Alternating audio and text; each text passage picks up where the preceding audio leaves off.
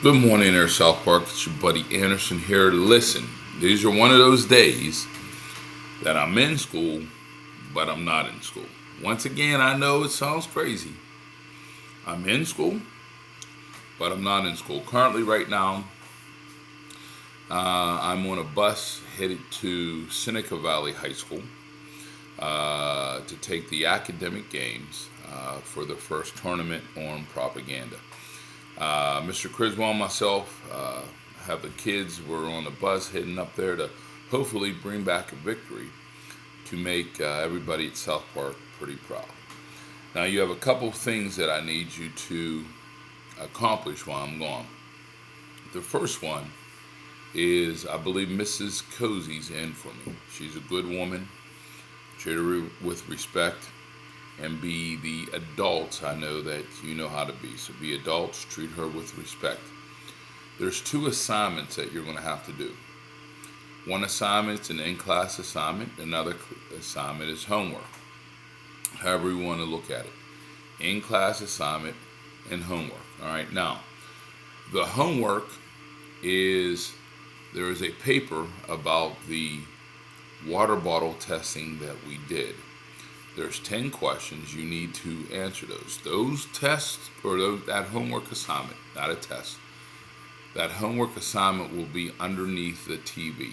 So underneath the TV in my room, there'll be a stack of white papers, 1 through 10, and it deals all with the water bottle testing. All right. So when we put the boiling hot water into the water bottles, it asks you some questions that ask facts, and there's also a couple questions that ask your opinion, facts and opinion. Now listen to me. Everyone should know by now. This isn't very difficult, but you have to do it done to get it done. If you have enough time to go to football practice, and make sure that you take your shoulder pads, make sure you take your football cleats, make sure you take your pad, your mouthpiece. If you have enough time to go to softball practice, young ladies, or dance, you have enough time in your day to get this homework accomplished. So I don't want to hear any excuses. I don't want to hear them. Get it done. The other thing that you need to accomplish is we're going to start some notes. This is going to be on our next chapter. Now, right now, we're still testing the water bottles. They're currently in the middle school walk-in freezer, and trust me, it is cold in that room. A couple people went in and got to experience negative 12 degrees. It's brutal in there. We'll bring back everything tomorrow. I'll bring back everything tomorrow, and we'll start setting up and testing how long they keep everything cold for. Now, the next notes for the title, I'm just going to put it in here. The need to feed. The need to feed. Now, I have notes in the year 2024. Why don't you go ahead and put the need to feed notes 2025. I want you on yours put 2025. All right? Now, what's going to happen is I'm going to read these out loud. And all I want you to do is type them in. Now, we're going to do a couple pages here, not too much, and I'll explain the pictures that I want you to put in. All right? So the very first thing, all living organisms have five. 1, 2, 3, 4, 5. 5 basic needs. These are needs that they have to have. It's in the story. They have to have them. And once again, I'm going to put this in a different color. I'm going to go to my favorite purple. My LSU purple, even though they broke my heart by getting beat by Ole Miss this weekend. So they have 5 basic needs, and here they are. Are you ready? They need food. They need air. They need shelter. They need water. And they need sunlight. Those are the 5 things. 5 things that a living organism needs to have. Now, if it's me, I might also throw a little bit of Cheez-Its as one of my needs. But right now, the 5 basic needs are food, air, shelter, water, and sunlight. So put that down. Remember, Oh, before we begin, the need to feed. We need to put that in red and a size 20. Red and a size 20. The need to feed. Red and a size 20. Okay, all living organisms have 5 basic needs: food, water, shelter, and sunlight. Food, air, shelter, water, and sunlight. All right. These needs are important because they determine how healthy or unhealthy an ecosystem is for the organisms that live in it. Now, all I want you to do is think of a desert versus thinking of a tropical jungle. You have more water. The more water you have in an area, the more diversity that you will have. The more water you have in an area, the more diversity that you will have. So right here, put all this down. The needs are these needs. Actually, you know what? I'm going to put down these 5 needs. I'm going to put this. See, I'm always updating my notes. These 5 needs are important because they determine how healthy or unhealthy an ecosystem is for the organisms that live there. Now, for this picture, all I did was, I believe, I took a picture of Yellowstone or of Yosemite, any pretty natural picture that you want to put in there. That's fine. You can do one of a desert. You can do one of the Pennsylvania hillside. You can do one, I believe this is probably Wyoming. I get inspired whenever I go out there over the summer when I'm updating my notes. I put that in there. So this is a pretty picture. Make sure it has some type of greenery in it. Okay. Next thing I want you to put down are ecologists. Once again, I'm going to change this to my other color of purple. Ecologists are scientists who studies the ecosystems, collect data, and study how matter moves through an ecosystem. Ecologists are, you know what? And I'm going to do something here.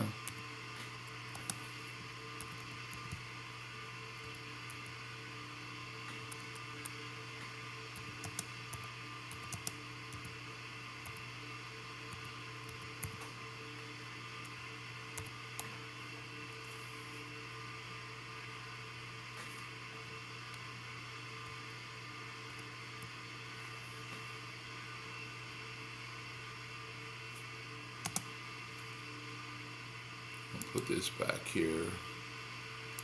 I hit something there one time. All right. Ecologists are men or women. Because always remember, ladies, anything that a man can do, ladies, you guys can do. All right. Ecologists, men or women, are scientists who study the ecosystems, collect data, and study how matter moves through an ecosystem. So the next picture I have down is I just have a picture of an ecologist, and all I did is put that picture in my notes. And right here, what they're probably doing right here is see this grid, how they have it laid out. They're probably measuring how many different types of bugs, insects are in this one grid right here, and they do some multiplication mathematics to figure out how many insects are in this whole entire area. So we have a couple pictures of 2 ecologists gathering data. So ecologists are men or women, are scientists who study the ecosystem, collect data, and study how matter moves through an ecosystem. So we should have that. So we should be good to go. So recap right here. Need to feed, 20 in red. All living organisms have 5 basic needs: food, air, shelter, water, and sunlight. These 5 needs are important because they determine how healthy or unhealthy an ecosystem is for the organisms that live there. And I just did a picture of Yellowstone or Yosemite. You can do a picture of any national park. You can do a picture of the Pennsylvania hillside. Just make sure that it's not a develop means I don't want to see a bunch of houses or anything. I just want to see Mother Nature at its finest. All right. We even got a little snow right here. We got the waterfall coming down. I would imagine Colorado, Wyoming, Montana in this picture. If you ever have the opportunity, go. Next, ecologists, or men or women, are scientists who study the ecosystems, collect data, and study how matter moves through the ecosystem. So we're good to go right there. And this right here is just a picture of ecologists.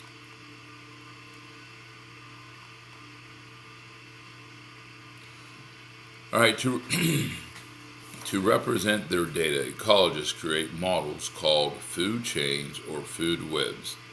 These models help ecologists understand how matter moves through an ecosystem. So the very first thing I'm going to do is I'm going to put this in my LSU purple.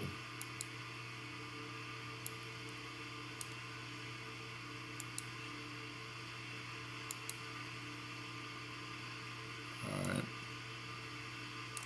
Now in fourth grade, they should have taught you the difference between a food chain and a food web. And I'm getting ready to explain it to you one time right here. And remember, if I'm going too fast, just you can slow me down. All right. To represent their data, ecologists create models called food chains. Chain is one way energy moves through an ecosystem. Only one way. A food web is multiple ways. So think food chain. You have one link to one link to one link to one link. In a food web, think of a spider web. There's a whole bunch of ways for energy to move in that ecosystem. All right. And right here, we have this big hawk coming in trying to get this rabbit. Now, obviously, this is not a real picture, but this is how energy, the sunlight gives energy to the grass, vegetation gets eaten by the rabbit, and the owl will eat the rabbit. Now, I want some type of picture where you have of an animal hunting another animal. It could be a cheetah chasing a gazelle, a lion chasing a zebra. Give me something where it's one animal that's chasing another animal. One animal that's chasing another animal. Obviously, this picture is fake because you would not see this type of owl in daylight. You can tell, obviously, it's photoshopped. Okay, a food chain shows the order in which organisms depend on each other for food. One way. So, for instance, food chain, let me just do this, putting it in my purple. And remember, let's not bother Miss Cozy. And not everyone has to go to the restroom every 2 minutes. Be adults.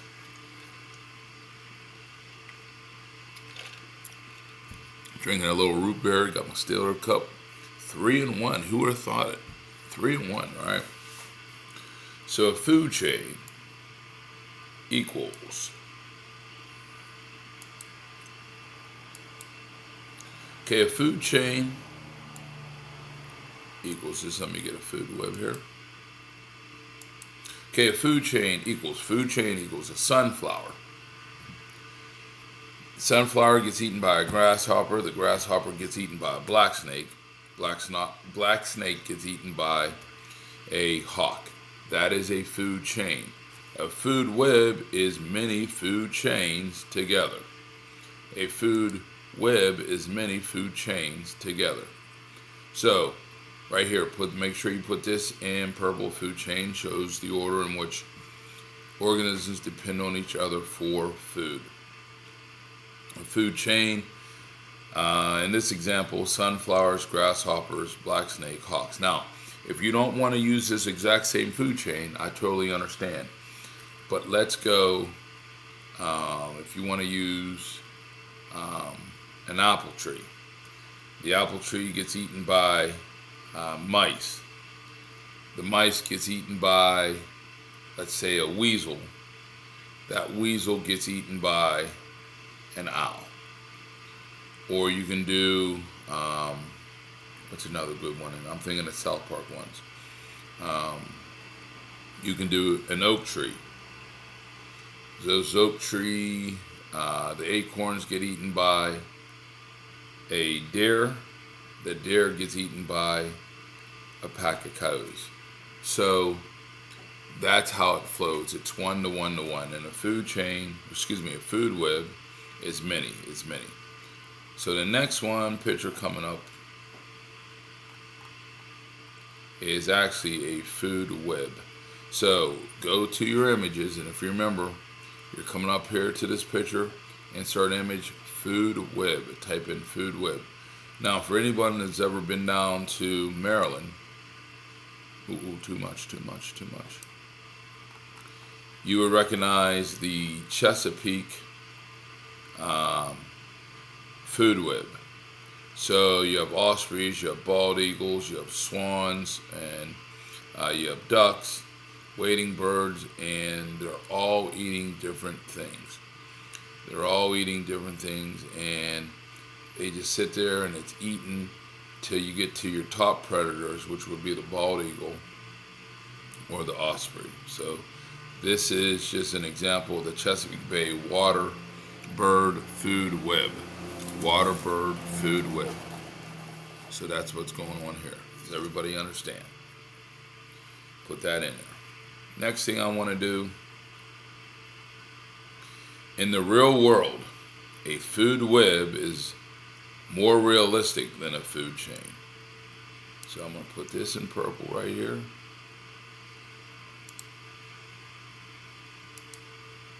And I'm going to put this in purple right here. So we're good. So in the real world, a food web is more realistic than a food chain. Then the next thing I want you to do,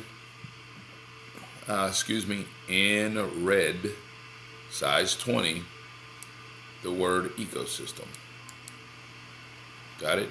Put it in size 20 ecosystem. And remember, I use permanent marker for my writing. All right. Now you should have these notes done. Answer those 15 questions. Go over everything. And once again, do not bother Miss Cozy. All right. I'm signing off. Behave. Make me proud. All right. Bye-bye.